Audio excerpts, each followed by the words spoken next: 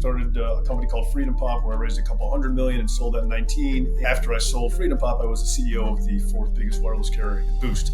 So I've kind of got a unique blend of entrepreneur as well as sort of big company exec. And investing obviously has started kicking in as I generated some more personal wealth to be able to kind of kick into other startups. Stephen Stokols. He's the founder of Tru Skye Ventures, the former CEO of Boost Mobile, and a leader who spent his career at the cutting edge of healthcare, telecom, and technology. He's been involved in over 30 angel investments with 6 exits. My company, FreedomPop, we were down to about 3 or 4 weeks of cash. We're literally, you're middle of month, you can make this month's payroll, but not next month's payroll. But I had a risk of going bankrupt in a month. That's keeping you up at night to a level where, it's far more painful and stressful. I hopped on a plane and flew to London. I wasn't actually there, but I was like, boom, met him face to face and was able to reinvigorate some excitement out of him by actually having the face-to-face meeting. And that actually ended up, so one of them came through at the end and gave us a $30 million check, so we didn't have to fire sale and we didn't go under. Sometimes you got to just take a big risk and get the face-to-face or do it, to take some chances to be able to kind of take something from not quite there to over the hump.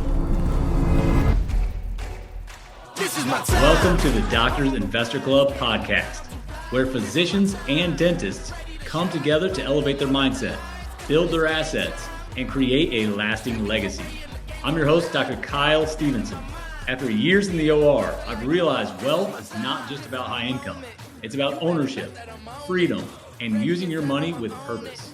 Here at the Doctors Investor Club, we share the strategies the wealthy already know: owning a business, real estate investing, becoming your own banker, and intentional investing. Each week, we sit down with entrepreneurs, investors, and physicians who've stepped off the hamster wheel and are building wealth that outlives them. Because at the end of the day, it's not about how much you make, it's about how much you keep and the impact you leave behind. Let's get into today's episode.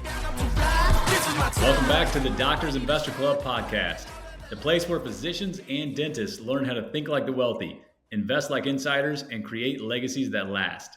Today's guest is an entrepreneur and investor who embodies disruption and vision, Stephen Stokols. He's the founder of Tru Skye Ventures, the former CEO of Boost Mobile, and a leader who spent his career at the cutting edge of healthcare, telecom, and technology. He's been involved in over 30 angel investments with six exits. We'll explore his journey today, from scaling startups to leading major companies to what he's building next. Stephen, welcome to the show, sir. Hey, glad to be here. Yes, we really appreciate it. I know you got a busy schedule, so we'll knock this out. And I think the listeners are going to get a ton of insight from what you have to tell us. So let's get started. Tell us about your early journey. What inspired you to first pursue entrepreneurship? Yeah, well, going back, you talk about 6 exits. That actually excludes the exits of the companies that I started myself. Okay. But if you go back, I actually started my career down the corporate path. I was at Accenture, kind of going down the big corporate path there. Always was trying to start stuff on the side. And eventually, I think I was a pretty high executive at British Telecom, which is the biggest telco in UK. Top 5 guy there at under 30. But I had an itch to start my own company and had multiple itches. And at that point, I actually had to make the jump. So left the big salary behind, raised my first company that I fundraised on, €1 million of investment. And that was my salary at the time. So kind of jumped ship and took the risk and was off to the races. And what's interesting about my background is I got a unique sort of blend of, I've started companies. I started a company called FreedomPop where I raised a couple $100 million and sold that in 19, and also run and been executives, like you said, after I sold FreedomPop, I was the CEO of the fourth biggest wireless carrier in Boost. So I've kind of got a unique blend of entrepreneur as well as sort of big company exec. And investing obviously has started kicking in as I generated some more personal wealth to be able to kind of kick into other startups. Very good. Yeah, I think that's fascinating you bring that up, that you were in that space before you jumped ship and started your own. You understood that business well, right? And so it wasn't like you just picked a random field and said, I'm gonna explore this. You knew what you were doing. You understood the inside of the business. Is that fair to say? Yeah, well, it's fair to say, but a lot of nuance. I don't want to bore the listeners here too much, but I was an exec in a telecom. And then I started what was meant to be sort of a digital communication platform for recruiters. So it was still in the space communications. It was back when this type of communication required a client, and I was doing it via browser for recruiters to be able to interview 10 people real quick in 10 minutes, kind of like speed dating for recruiters. What happened though is we put that out there in the public to test it, and within the first year we had 10 million users, but they weren't recruiters; they were just 20-somethings using it for dating. So I went from telco into like running an online dating company, video based. So that wasn't the desired career trajectory. When we sold that company in 2000, I forgot what year we sold it. I actually kind of brought that experience with telco to start what I call the webco in FreedomPop, which is the first digital wireless carrier. So it did kind of come full circle, but I've taken a few different sort of like cross sections in getting there. Sure. Yeah. What gave you the confidence to raise money early on, to take that risk, to take that leap of faith and jump out on your own and do that? What gave you that confidence to say, I can raise this money and get this thing going?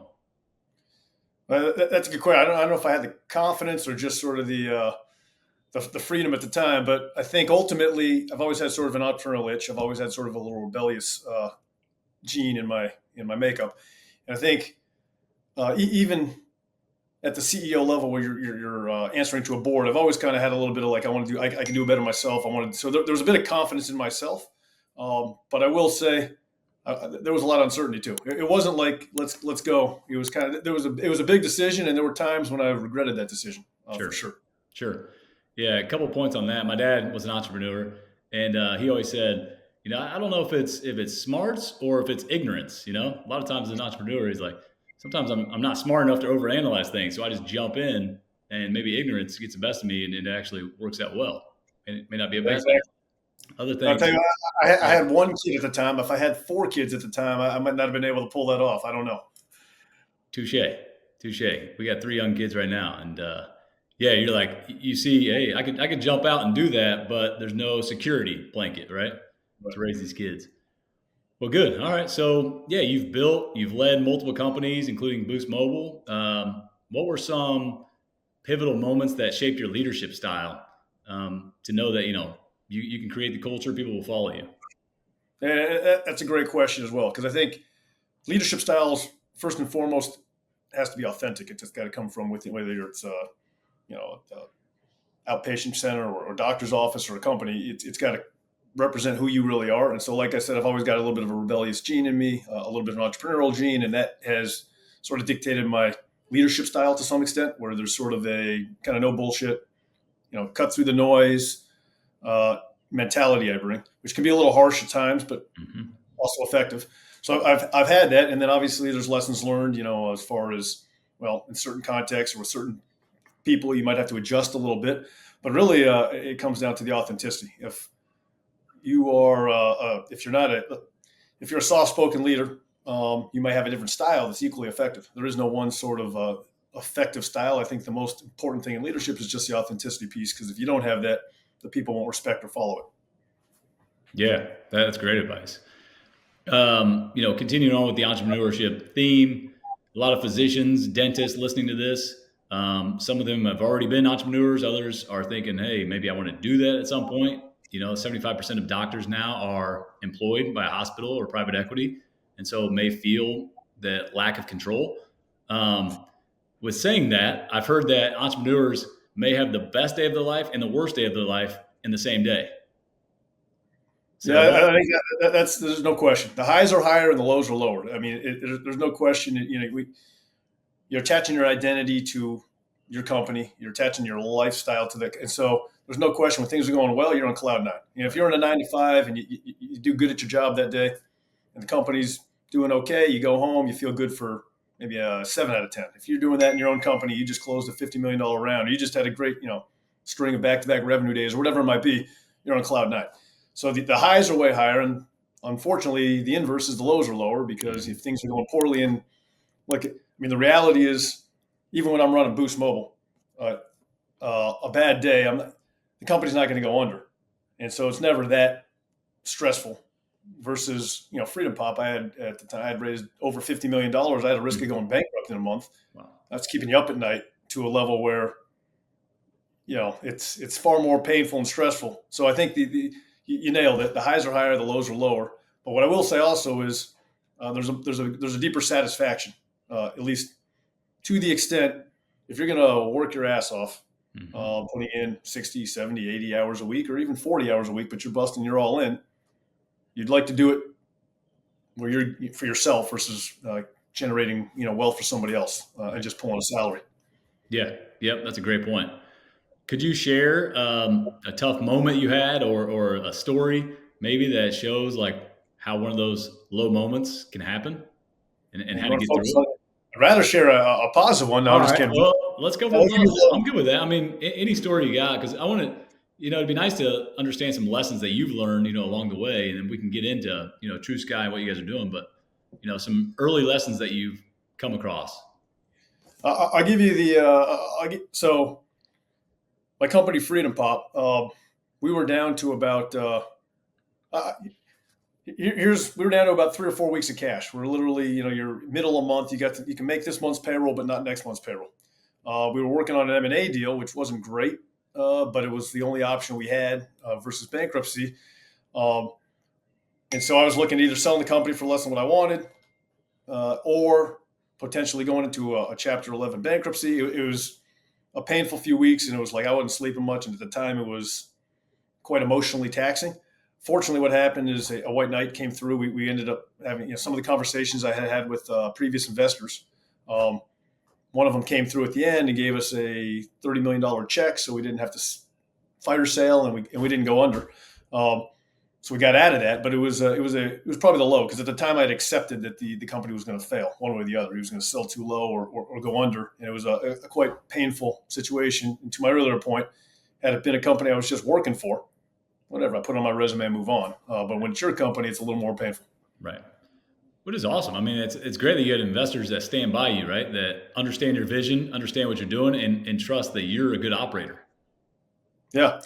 Well, and this was a new investor that came in, and a quick side story on that: the importance of personal relationships versus this. What I actually did is I took a trip out to London. This guy had been blowing me off, so I basically took a trip out to London to meet him. Didn't tell him that. I just hit him. I said, "Hey, I'm in London. I'm in London right now. Can you meet tomorrow?" He said, "Sure." I hopped on a plane and flew to London. I wasn't actually there, but I was like, boom. Met him face to face and was able to reinvigorate some excitement out of him by actually having the face to face meeting, and that actually ended up. So sometimes you got to just take a big risk and get the face to face, or do it. To take some chances to be able to kind of take something from not quite there to over the hump. Mm-hmm. I think that's also a good lesson in connectivity. Having the face to face relationships. Now with AI, social media, and all that stuff, it is nice. Especially, if anybody's going to invest money in a deal, it'd be nice to talk to that person, shake their hand, those things, right? So that connection is always going to be important. Yep. Well, that's why when it comes to investing, at minimum, a conversation like this is always required, because you want to look at that. And a lot of times you want to look at the entrepreneur in the eyes, understand what they're about, understand if they can be trusted, if they're full of BS, those types of things. Yeah. Yep. Which is not easy to do. I mean, some of it can be a gut feeling, right? Yeah, got to trust the gut. Yep. All right, let's hear about Tru Skye Ventures, what you're doing. I just want to tell the audience, I met you essentially through Metta World Peace, who's your business partner. He spoke at the family office event last week in Beverly Hills. And so you are the founder of Tru Skye Ventures. What's your mission? What's your vision? What are you guys working on? So Metta and I basically, we met way back, maybe over 10 years ago. He was actually friends with an investor in one of my companies, and we coincidentally went to the same gym out here in LA.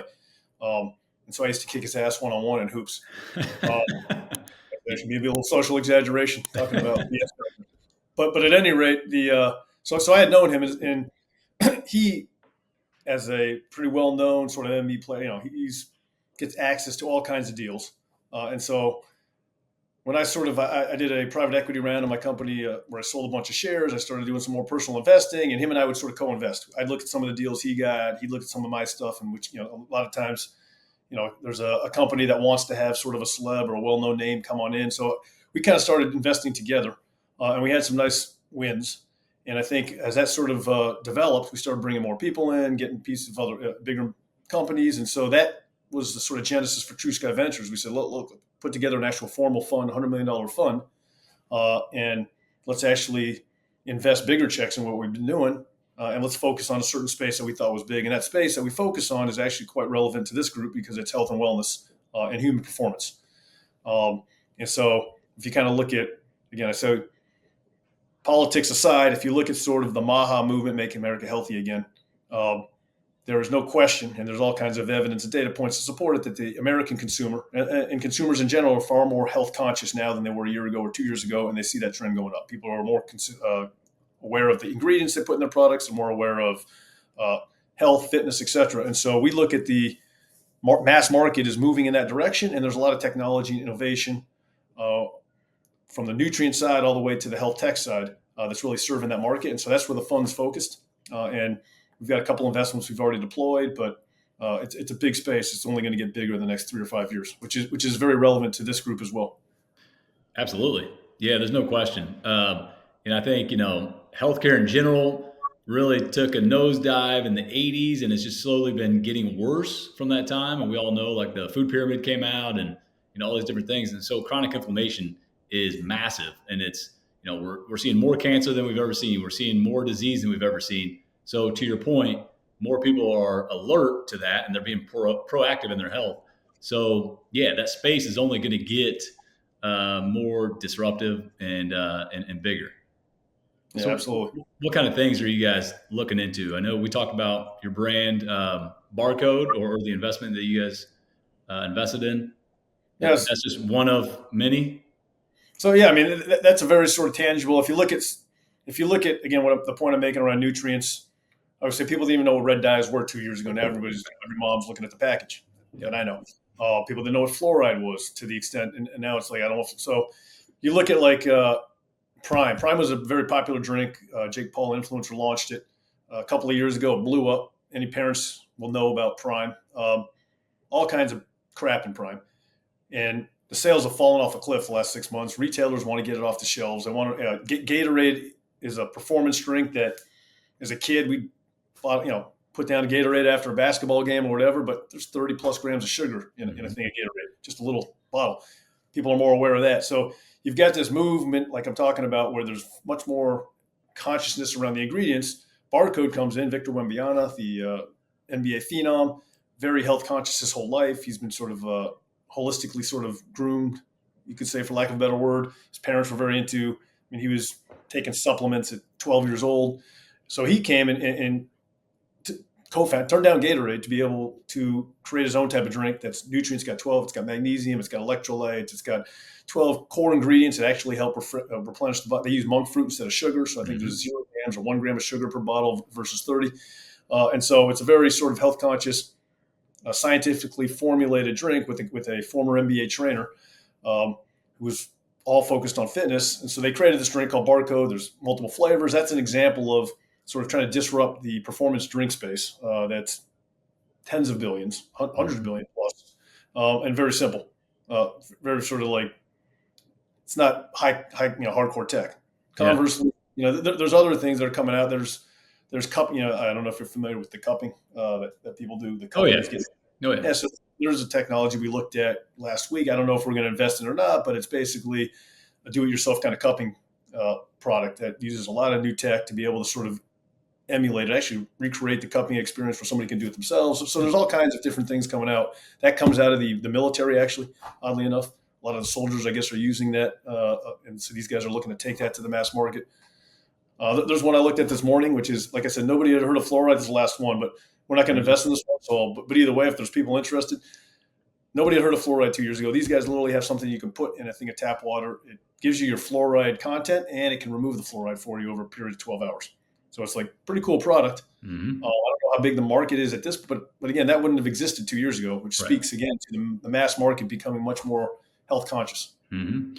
Yeah, I remember the first time I heard about the fluoride thing, probably 4 years, probably during COVID, when we started questioning everything. And I was like, something to this. And sure enough, you look up studies, you're like, yeah, fluoride in the water. Dentists put fluoride in, your mouth, kids' mouths all the time. So Yeah, Yep.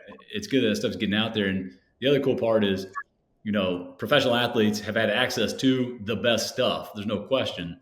Where the layperson necessarily doesn't. It seems like now with these technologies, you can get stuff to the layperson. Anybody can buy this stuff, like the cupping that you're talking about. Even now we have. That's spot on. So you're seeing technologies that were reserved for very either top athletes at the professional level, where it may cost 150, 200 grand a year kind of thing, or whatever it might be, get much cheaper and be able to be mass produced where somebody can buy it for $400 or $300. Mm-hmm. So you're absolutely seeing a lot of this sort of elite performance stuff move down market. Yeah, that's amazing. That's amazing. Okay, so what about somebody listening to this? There's physicians out there that may have some capital that they want to invest in. Some will invest in real estate. Others want to invest in, a business potentially. So are there opportunities to invest with Tru Skye Ventures, excuse me? Or is it mostly like, hey, you have $100 million you can invest, or $20 million, something like that? So it's a nuanced question. To invest in Tru Skye, probably not. But to invest alongside is something that you and I have talked about. Yeah. Because ultimately, if you're coming in and you're a doctor and you're spending 90% of your time helping people in the medical profession, right? You don't have the luxury of doing countless hours of due diligence, et cetera. So I think when you look at it, but at the same time, you shouldn't be shut out from exposure. So when you ask about real estate versus tech, et cetera, I mean, ultimately it's a risk tolerance, meaning real estate is going to give you, I don't know, for argument's sake, call it a 20% return on a good project.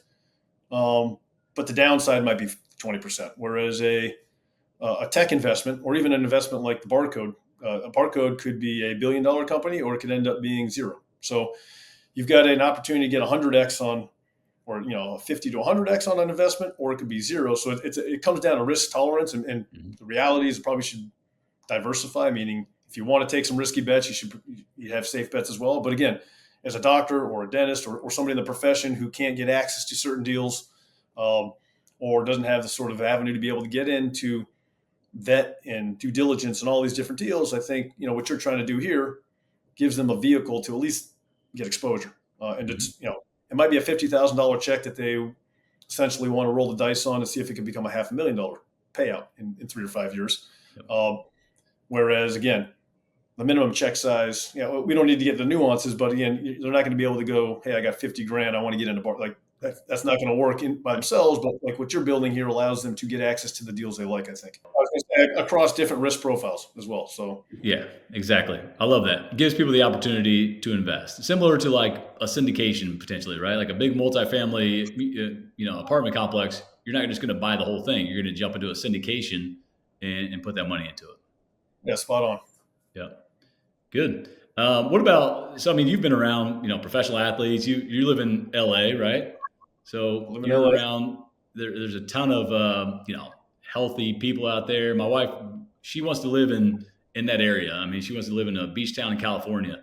I was like, well, the taxes are insane, and I got to make a lot more money to get out there. But it's all about the health impact that's out there. All the people out there, for the most part, seem to be more health conscious. Would you say that's pretty much the case? I mean, obviously there's still probably going to be some big people, but for you personally, you're around the athletes, you're around, wealthy people. Is health on the top of your mind? I think you're right. California, Arizona, it seems like warmer weather. I mean, there's definitely more health conscious. I mean, you go down to Santa Monica, there's ropes, people climbing, people doing pull-ups. If you look at just the commerce, there's smoothie shops all over, and so it definitely has a more health conscious mindset than I don't want to pick on anywhere else in the U.S., but you're going to have Mississippi.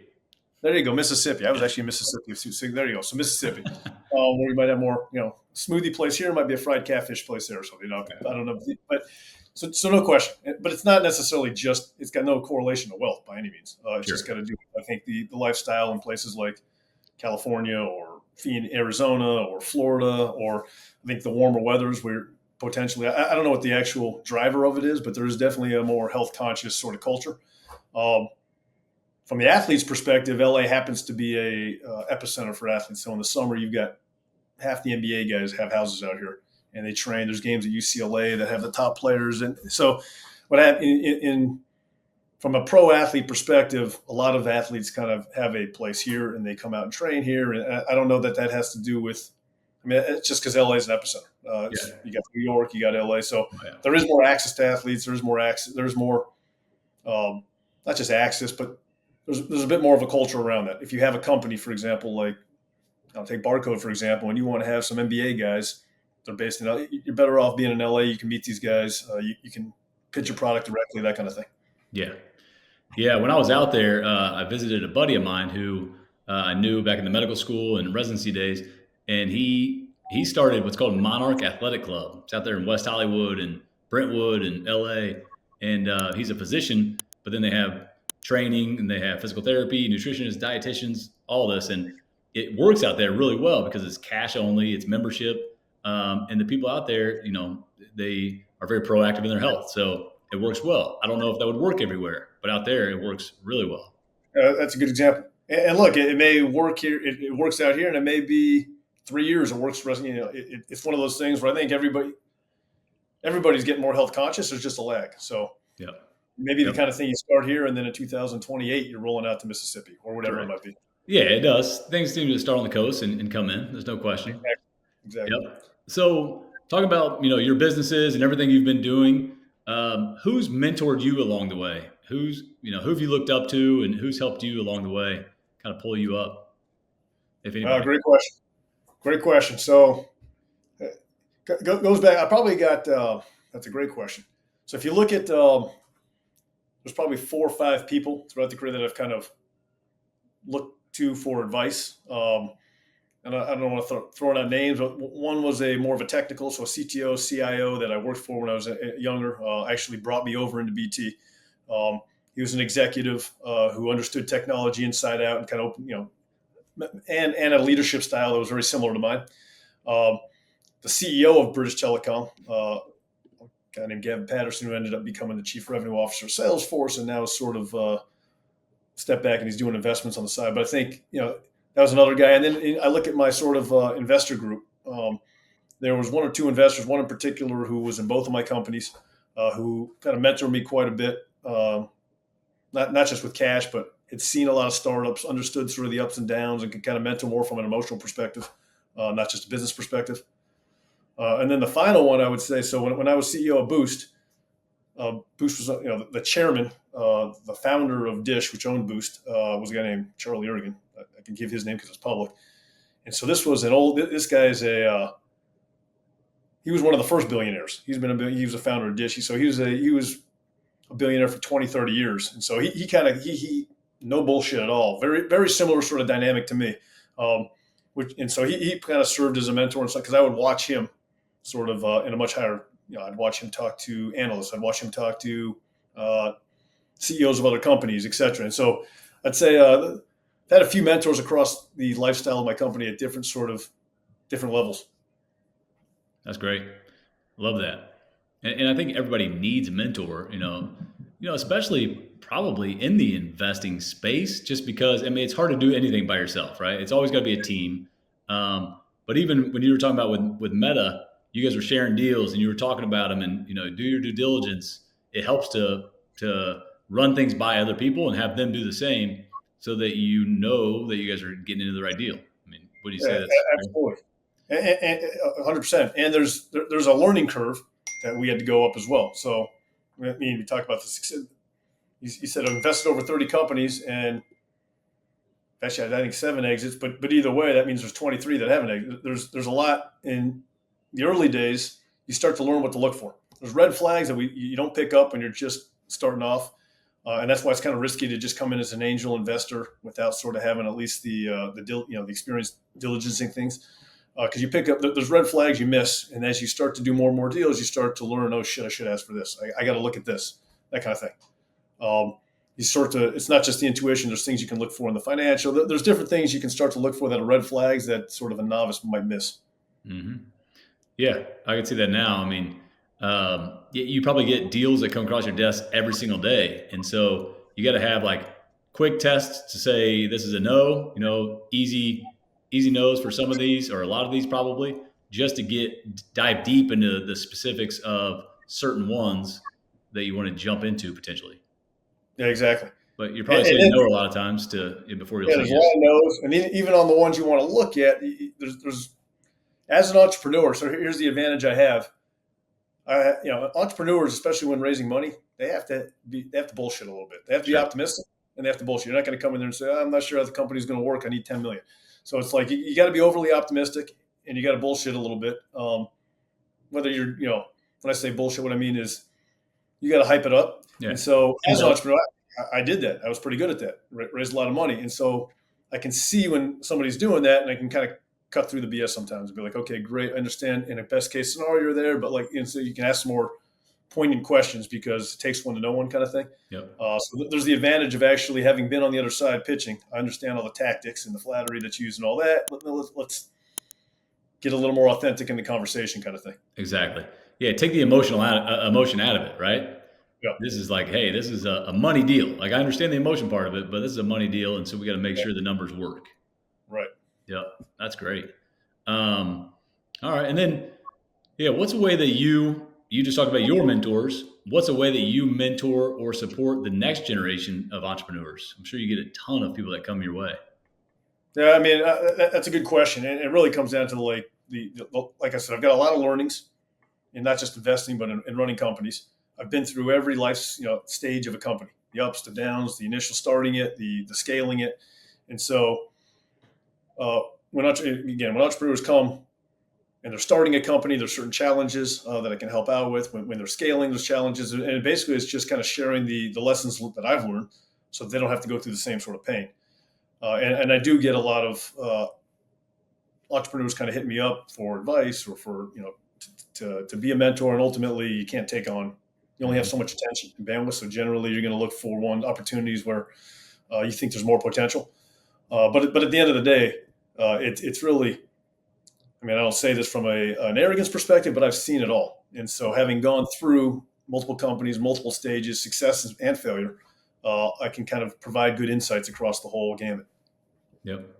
Yeah. So, I tell young people all the time, I'm like, find a mentor, find somebody that's doing what you want to be doing and try to, buy them coffee or find a way that you can add value. But if they tell you to read 3 books, you better go read those 3 books and come back to them and say, this is what I learned, or else they're going to not give you the time of day. Right. Yeah, absolutely. You don't want to be wasting your time. And you also don't, as a entrepreneur or somebody who's looking for mentors, you don't want a mentor who's also going to kind of just BS. You want someone who's going to give it to you hard and give it to you straight. Otherwise, it's not going to be valuable for you. So definitely, I think it goes both ways. If you get the mentorship, you don't want to waste their time. If they tell you to go read a book, you read the book, you come back with the insights and you discuss whether or not you got the right ones or whatever it might be. And the same way, there's a lot of mentors out there who just might give you fluff or superficial BS, and you got to, you don't want to waste your time either. So it goes both ways. Mm-hmm. Mm-hmm. Yep. Very good. So with everything we've been talking about, I mean, you've reached a level of success that, a lot of people dream about. You're hanging out with, cool people and you're making good money, I would imagine. And so what are the real joys? Say a young physician's like, I want to do what, I want to live that lifestyle, or I want to dream about the lifestyle that he's living.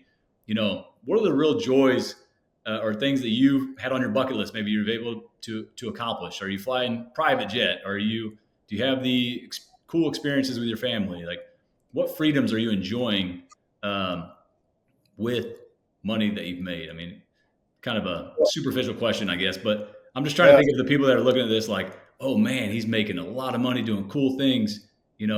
Is it as brilliant as I think it is? Well, I think the real answer is hidden in your question, because you said what kind of freedoms. Yeah. And the material stuff. Look, I make good money, but there's a lot of people who make a lot more, and there's people who make more than that. And so it's like it's how much do you need to be able to be free, and to be able to do what you want is really that's more important than any of the material stuff. And so. Yeah, flying private, but I got no problem flying for Scott. I got no problem flying. I mean, when I was going back and forth to Denver when I was running Boost, LA to Denver. I'll take the private jet, great. Go first class. Not that much work. Go coach. It's not the 2-hour flight. So that stuff is not that important at the end of the day. I got a nice car. I'm sure, and most doctors can afford the same car. Mm-hmm. So it's not about the material, but the freedom piece and the ability to your point, spend time with the family when I want, be able to take a meeting from home if I want, or to be able to go somewhere when I want. I've got a place in Joshua. I was working at a Joshua Tree on Tuesday. So that freedom is really, to me, at least, the most important part. And it doesn't take billions of dollars to be able to get that kind of freedom. And it doesn't even take, I mean, look, there's people who have that freedom who make a lot less money than people on this call. So, but again, I've always looked at it. How much money do I need to, even if I got fired or didn't have a job or had no income on my fine? And when I hit that level, like they call it the F off money, when you hit that level, as long as you keep, and based on your lifestyle, you might hit that level sooner or later. Mm-hmm. I've always tried to keep my lifestyle somewhat tame so that I can hit that level. But when you hit that level, stress goes away because you know that you basically have the freedom. If things got better, you're on to do what you want. But I think the answer to the question to me comes down to not the material stuff, because that kind of gets old. And to be honest with you, I'm not that materialistic anyway. But it comes down to the freedom piece. Yeah, love that. Love that. And, I was thinking about this.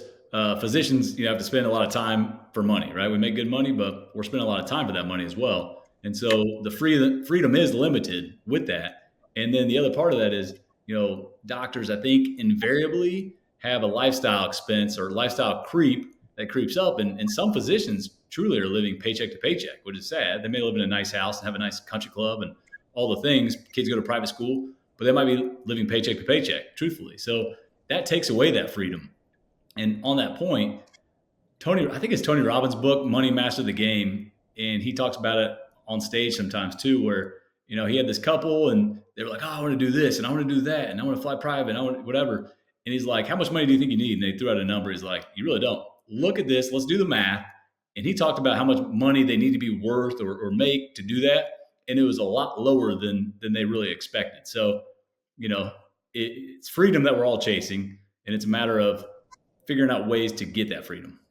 Right. And to your point on doctors or like not everyone at this stage is going to have the freedom to cut loose. I mean, you got to work a job, but ultimately, what you're doing, you're providing outlets to be able to create wealth, wealth that may buy the freedom down the line. And you're only going to be able to, like, if you are working for $1 million a year, $500,000 a year, $1 million a year, right? It might take you 20 years to accumulate $5 million saved or $3 million, depending on your lifestyle, whatever it might be. But there's certain bets out there, if you're willing to take them, that like I said, $500,000 can turn into, 50 grand can turn into $500,000, like very quickly on certain heights. So that's where the risk appetite may accelerate your freedom timeline, or may not if it doesn't work out. But right. I think what you're providing is the opportunity to sort of get disproportional wealth for a group of people who, like we're talking about, may not have access to the whole sort of gamut of Silicon Valley deals coming through, or the stuff that sort of a meta world peace athlete gets access to. Right. Yes, exactly. Yep. So you have kiddos, right? Oh, yeah. Yeah.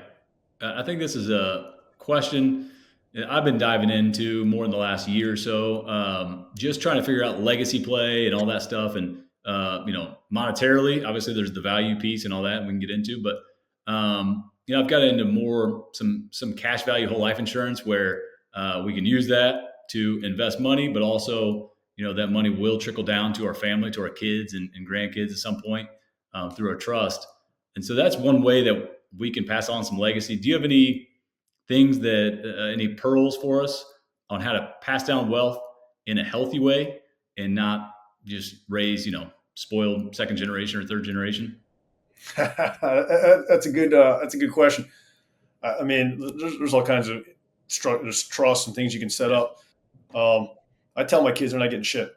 Nice. So they don't get the mentality. Now that being said, behind the scenes, I might be like putting some brokerage funds together and form and stuff. But ultimately, they're like, I'm not the expert on. There's trusts you can set up, living trusts where you can put assets in for the kids if you have a certain wealth. There's also, brokerage accounts. I think it's 529s that you can set up for kids where you're not paying taxes on the gains until they're 18 or something. Mm-hmm. So there's different vehicles that allow you to sort of do some wealth transfer without having to, without being taxed, basically. But your question behind the question around sort of like, you don't want the kid counting on that kind of thing. So. Right. I tell my kids, going to have to go figure it out. And then that behind the scenes, maybe I put a little safety net in there for them. Sure. But you're teaching them how to fish, not just handing them a fish, right? Exactly. Yeah. That's awesome.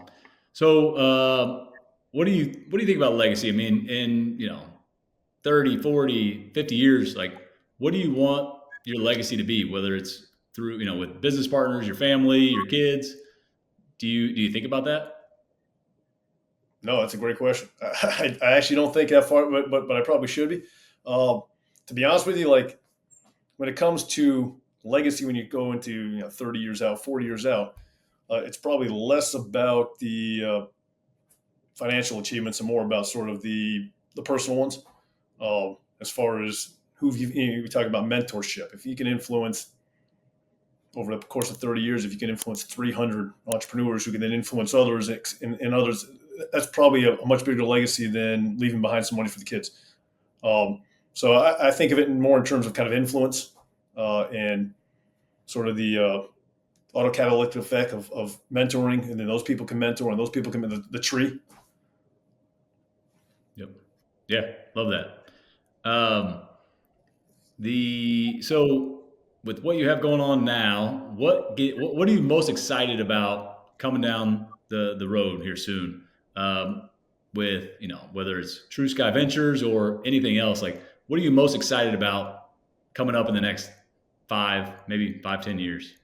Yeah, I mean, look, I think we're at a very unique point here, 2025 up to 2030. We're going to see lots of shifts.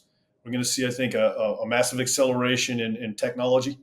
And I'm not talking, I mean, AI is obviously all over the place. I'm not just talking AI, quantum computers about to break out. Those stocks have already started exploding in the last couple of weeks. So you've got disruptive, massive technology shifts that are happening in the computing space with AI and quantum computers, et cetera. But you also have, like we talked about, technologies that might have cost $1 million, right, or $2 million coming down to $200. So you have technology hitting the masses, and at the same time, you look at sort of just beyond all the space tech and all the space companies. And I'm not just SpaceX, but there's Voyager that just went public. Anduril just raised at $28 billion, which is a company got in at much lower valuation. But you got so much going on in the technical space that truly is like a complete step change. I mean, if you look at the acceleration, like 2025 to 2030 is going to make 2020 to 25 look like nothing. Mm-hmm. And so that piece in the shifts we're going to have when we look 5 years out, like 5 years from now, it's going to look completely different. And so trying to understand what that is actually going to look like and anticipate that a bit is exciting, because it really won't be like 20 to 25. It'll be more like 1990 to 2020. So 30 years, no internet, no cell phones to today. That's what I'd expect over the next 5 years. The 30 years of the last 30 years, if you think back to where we were 30 years ago, mm-hmm. just your first cell phone and internet was slow as hell and your own AOL to today, massive shifts. That's about what we're going to see in the next 5 years. Yeah. And it's across multiple fronts. Like I said, AI, quantum computing, space technology, health, human performance. So, yeah, it's kind of like that exponential curve. It's almost like we're at that tail end of the exponential curve where it's just shooting straight up, right? Exactly. It is. It's like we're at the inflection point. Like 25. It's crazy to be. We are living. I mean, people always say it's exponential, but we are actually at the inflection point right now. It's not any. You could talk about, hey, we're coming up on it, or it's accelerating, but it's literally in 2024, 25. That's the inflection point, and so we happen to be fortunate to be alive during that time in life. So it's like the next 5 years will be transformative, I believe. And you already see the. Even, again, political views aside, even if you look at kind of what's going on in the investment, the trillions of dollars coming in to the U.S. for technology investment, it's like it's all you can see it if you know where to look. Yep. Yeah. On that note, and I wasn't going to ask this, but it just kind of came up in my mind. We continue as a nation to print money, right? That fiat currency just continues to be imprinted. In 2020, we printed off like 40% of the monetary system. Something like that, something crazy. Do you look at that the fiat currency continues to devalue, and do you try to offset that? Like, are you into crypto at all, or gold, or anything else, or you just focus on what you're good at? Now you're getting, but absolutely. So you're getting into a whole other topic. Oh, But yeah. so I got a master. I got a master's degree from Berkeley in business, and I got one from University London School of Economics in finance. And so, from a macroeconomy perspective, I'm kind of well versed. I've been watching this for a while. And so, when I talk about 2025 to 2030, and you talk about, and specific to the question you just asked, massive transformation in the financial system. Massive. And again, it's already being hinted at. It's not speculation on my part. If you look at what's happening with what the new administration has announced with reserves, crypto reserves, even things like no longer, Bitcoin. I think Trump's actually stated, like, here's the coins, Bitcoin, Ethereum, XRP, et cetera, all in the sort of national reserve. And you look at what's going on in the banking industry, which probably a lot of people on the call aren't familiar with, but there's something called ISO 222, ISO 222. It's the banking standards. It came out a few years ago, but it's basically what every single bank in the world, not just the U.S., moves to from a technical standard perspective, and it's all based on blockchain. And so and it's 2025, 26 where these guys have to be. They've been working on this for 5 years. They're all live now. They're all running water through the pipes, and so you see everything moving to a complete new financial system in some ways. And that's happening. Like, again, it sounds crazy because it's 2025 and 2030. You're going to be looking at, like, obviously that was the case. So yes, to answer your question, like, when I look at crypto, and anybody can get in on that, right? Anybody can open a Kraken wallet and buy some. I think there's definitely some percent of your wealth or your savings that should be there. And to be honest with you, I wouldn't be holding cash at all. I mean, you get 3 or 4% in a savings account. There's no way I'd be putting more than what you need to live off because that's negative, basically. Yep. Emergency fund, essentially, right? Yeah. I mean, inflation, whatever the numbers come out on inflation's higher than they report. Correct. But that aside, like, the problem with crypto is it's very volatile. Bitcoin was 120,000. Now it's down to 108 and it can drop to 100.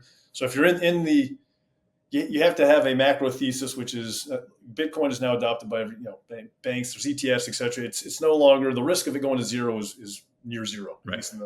Right. So, but you have to have a little bit of you can't put wealth in there that you need to access, because you got to have a timeline of 5 years really to say, okay, hey, this basket of cryptocurrencies is going to appreciate 150, 200% in the next 5 years, but it may be down 25% at one point. So, but I'm you asked the question, you got the answer. I'm very, I love it. I mean, I've read the Bitcoin Standard, which is an awesome book. Gosh, in 2020, I was like big on gold. I wish I was bigger on Bitcoin at the time, but it all makes sense with currencies and understanding, where things are going. Digital currency is obviously going to be a thing sooner than later, but Bitcoin makes the most sense to me just because it's finite. It's completely finite. You can't make any more of it, right? So, and if you look at the, again, some people may have heard of it on this podcast. Some, but if you just Google ISO 222 or go to ChatGPT, and you can see the coins that are in it happen to be the exact same coins that Trump said are going to be in the reserve. But these are the standards: Ethereum, Bitcoin, XRP, Ripple. Cardano's in there. These are the standards that the banks have to adopt. So it's kind of like anointing what your coin, so, and there's actually an ETF that just came out, which gives you access. I forgot what it's called. It's a Grayscale came out with an ETF that has those 5 coins in it: Solana, Ethereum, Bitcoin, XRP, and I think Cardano or something. So you can see, and so you can get access through that ETF. It's always better to hold the underlying coin, but ultimately, for a population like this, it probably doesn't have the time to dig into this stuff too deep. What I would say is you can go to ChatGPT, you can validate some of what's being said here, because this stuff's not mainstream yet. But again, 5 years ago, or even 3 years ago, when Bitcoin was down at about 25, 30 grand, nobody thought it was going to be 100. Nobody's talking about 150 grand. Now they're talking 150. But either way, I think having access to that is extreme. Like, I don't want to start giving financial advice. So no, you're fine. I mean, my opinion is having having cash in that is extremely important for wealth generation over the next 5 years as the system moves from, to your point, the fiat piece into a more blockchain based one. Yeah. I mean, anybody listening to this does need to understand the macro picture, because things are just changing so much. And I think it was like, basically once we came off the gold standard in 71, things have changed immensely. And so we can't invest like our grandparents did, or even our parents really, because we've printed off so much money in 2000, 2008, 2020. So yeah, inflation has to go up because the dollar just continues to devalue. So if you're not keeping up with that, then you're going to be missing out, right?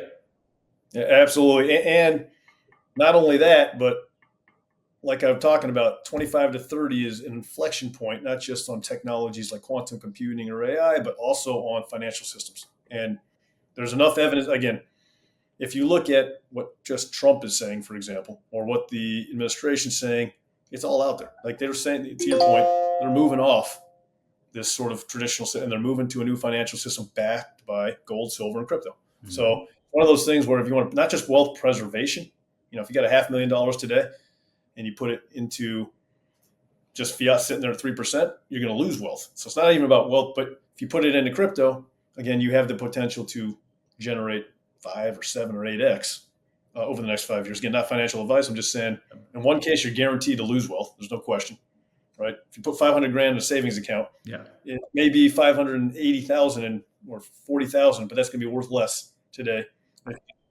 So forget trying to get greedy and make just wealth preservation. You should have some of your assets tied up in blockchain. And there's ways to do it now that are diversified through the ETFs and that kind of thing. Mm-hmm. Yep, that's great advice. I mean, I always talk about Robert Kiyosaki, because everybody knows his books, but he's always said it's not how much money you make, it's how much money you keep, how hard it works for you, and how many generations you keep it for. So that's wealth preservation. There's ways to minimize taxes. There's ways to keep that money, basically. Yeah, absolutely. Yep. And the other thing is, he's always said savers are losers, which is exactly what you're saying. You put your money in the high yield savings account, which won't always be a high yield, and you're going to lose to inflation.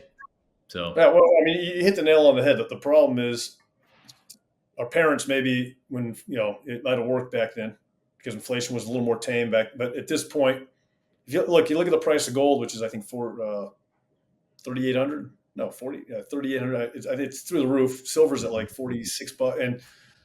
But actually, if you look at what gold would have bought you, I mean, what gold's really tracking is inflation because it's is it 4,800 or 3,800? It's through the roof. I think it's 4,800. But anyway, if you look at what gold would have bought you, I think it was 10 ounces or 5 ounces of gold would have bought you a house 40 years ago, and it buys you a house today, right? So it's a good sort of gold itself is just really tracking real inflation. And so again, if you had just put that money in a savings account, you're going to be way under where gold is. And so to your point, with all the printing that happened, what's going on now with the debt, there's no question like saving is going to destroy wealth. Yep. Not just preserve it, but like you're going to lose. Yes. Yeah. Erode it. That's a good way to put it. And one thing on Bitcoin too, that I like is that now you can start to borrow against your Bitcoin if you want to, right? So you're not taxed on that loan, which is similar to like an asset line of credit or a death benefit, if you know much about, the cash value whole life insurance. So you can actually borrow against your Bitcoin. So you're not selling it and paying the taxes. You hold on to it. You can borrow against it if you need that money or want to invest in something else or whatever it is. Yeah, and today banks can't, like a Bank of America or something, can't take custody of a crypto asset. That's changing. That's again public. They're talking about banks being able to take custody of it. And so at that point, you can deposit your Bitcoin into a bank and take a loan against it from your existing Bank of America or Wells Fargo, whoever it might be. So you're absolutely right. There's other advantages that are nascent today that will be sort of mainstream in the next couple of years. Mm-hmm. You can't borrow against your savings account. You can maybe to some extent, but you can't go borrow. You can borrow against XRP or Bitcoin, and that's only going to get more 0% interest kind of thing. Yep. Hey, I'm glad I brought it up. I think that was fascinating. All right. It's out of my. I'm by no means a crypto expert compared to a lot of people out there, but I'm glad you brought it up too because it is another sort of macro sort of shift that's happening over the next 5 years. Mm-hmm. So very last question, and then I end with 4 quick ones. But this last one is, overall, people listening, like I said, a lot of doctors, a lot of dentists, and in other, fields. It doesn't have to be just doctors and dentists. It's really anybody. But what's the last piece of advice that you have for somebody? This is kind of a general, big picture type thing. That's a good question. That's a deep one, but I think it's perspective. Yeah. Perspective is something that's always, that I didn't have early in my career. I've kind of gained it over the course of my career to date. And I think perspective is the most important. So it's when you're on the highs, keep it in perspective. When you're on the lows, keep it in perspective. When you're stressing out about something that seems like the most important thing in the world at the time, for a doctor who's saving a life, it might be actually. But in general, there's a lot of stress that's wasted on things that 2 days later or 2 hours later are not that important. So to me, it's a constant reminder of perspective, right? And just making sure that you check yourself on perspective. How important is this really? And again, there's people on the call where they may be stressed out about saving a patient. So the perspective actually is as important as they're giving their energy to. But a lot of times we give too much energy to something that's going to be completely obsolete in 3 days. Yeah, great point. Love that. Love that, man. That's an awesome interview. All right, last 4 quick questions. What book are you reading right now? I'm not reading a book, but I'm trying to think. It's okay. Yeah, I'm not reading a book. What's the last book I read? There you Would have been the last book. What did I? I got to pull out my. I got to pull my. This is supposed to be quick, but I got to pull out my iBooks. All right, the last book I read, which was an audio one, was. Oh man, this one's going to be too much for your audience. It's called The Secret Teachings of All Things. So that's a deep book right there. That might be a little heavy for the audience here. That's all right. Gives us a little insight of you and who you are. All right. What's the next one? All right. What advice would you give to your 25-year-old self? Same advice I just said, perspective. Have some perspective. Don't get too worked up on little things. Don't get too high on little things. What's your personal definition of wealth today? Freedom. Easy. All right. Last one. Proverbs 11:25 states, a generous person will prosper. Whoever refreshes others will be refreshed. If you can make one lasting impact by giving back, what would it or have you done? What would it be or have you done? Now, that's a great question. Service to self versus service to others, ultimately. And I think that's kind of what I was alluding to before when we talk about legacy. It's the more I can give of myself, and it's not financial, but the more insights, the more learnings, the more I can sort of help people through their own sort of journeys and put them in position to help other people, the bigger the impact. And so to me, it's given as much of myself and my insights and my knowledge, which is while I'm doing this podcast, as I can to help people. And hopefully then those people help other people and the impact becomes an autocatalytic effect. Yep. Awesome. Yeah. I think a lot of people will get a ton of impact and you'll help a ton of people listening to this. So Stephen, we really appreciate you. Thanks for sharing your journey, your insights and your vision for the future. We love, having you on here. And like I said, I know you're busy, so we appreciate you squeezing us in here today. Where can people find you if they want to reach out or if they want to follow you or whatever that is? Best bet's probably on TruSkyeVentures.com. So if you go to TRU, Skye, SKYE, Ventures.com, Tru Skye Ventures. The Tru is TRU, not TRUE. Tru Skye Ventures. And I think my contact, Stephen at Tru Skye Ventures, is the email. Perfect. We love it. Thanks for coming on. Yeah, enjoyed it. All right. We'll talk soon. Later. This is my time. I'm on the rise. Can't hold me down. I'm too fly. This is my time. Thanks for listening to the Doctors Investor Club podcast. I hope today's conversation inspired you to think bigger, dream bolder, and take the next step toward financial freedom. If you're a doctor or dentist and you're ready to join our community, head over to doctorsinvestorclub.com.